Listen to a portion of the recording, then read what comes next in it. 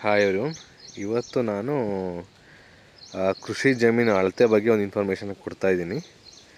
So ಕೃಷಿ ಜಮೀನಲ್ಲಿ ಏನಾಗುತ್ತಪ್ಪ ಅಂತಂದರೆ ತುಂಬ ಜನ ಸೈಟ್ ಬಗ್ಗೆ ಗೊತ್ತಿರುತ್ತೆ. ಅಂದರೆ ಇದು ಮಾಹಿತಿ ಬಂದ್ಬಿಟ್ಟು ರೈತರಿಗಲ್ಲ, ಅಂದರೆ ತುಂಬ ಜನ ರೈತರಾಗಬೇಕು ಅಂತ ಆಸೆಪಟ್ಟು ಏನು ಕೆಲಸ ಮಾಡ್ಕೊಂಡು ಅವರು ಕರೋನಾ ಟೈಮಲ್ಲಿ ತುಂಬ ಜನ ಬಂದಿದ್ದರು. ಸೊ ಇವಾಗಲೂ ತುಂಬ ಜನ IT ಕೆಲಸ ಮಾಡ್ತಿರೋ ಒಂದು ಆಸೆ ಇದೆ. ಸೊ ಅವರಿಗೆ ಒಂದು ಮಾಹಿತಿ ಇದು ಏನಪ್ಪ ಅಂತಂದರೆ, ಒಂದು ಎಕರೆಗೆ ಎಷ್ಟು ಜಮೀನು ಅಳತೆ ಬರುತ್ತೆ ಅನ್ನೋ ಒಂದು ಐಡಿಯಾ ಇರಲ್ಲ ಅವರಿಗೆ. ಸೊ ಎಷ್ಟು ಅಳತೆ ಅಂತಂದರೆ ಗುಂಟೆ ಅಂತ ಕರೀತಾರೆ. ಒಂದು ಗುಂಟೆ ಅಂತ ಅಂದರೆ 33 ಅಡಿ ಉದ್ದ, 33 ಅಡಿ ಅಗಲ. ಓಕೆನಾ? ಸೊ ಅದನ್ನು ಒಂದು ಗುಂಟೆ ಅಂತ ಕನ್ಸಿಡರ್ ಮಾಡ್ತಾರೆ. ಈ ಒಂದು ಗುಂಟೆನ 40 ಟೈಮ್ಸ್ ಹಾಕಿದ್ರೆ ಅದು 1 ಎಕರೆ ಆಗುತ್ತೆ.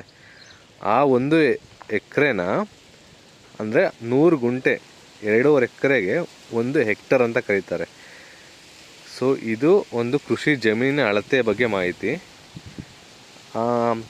ಇವಾಗ ಇನ್ನೊಂದು, ಅದಕ್ಕೆ ಯಾವ ಥರ ರೋಡ್ಗಳು ಇರ್ತವೆ ಅನ್ನೋ ಬಗ್ಗೆ ನಾನು ನೆಕ್ಸ್ಟ್ ವೀಡಿಯೋದಲ್ಲಿ ಹಾಕ್ತೀನಿ.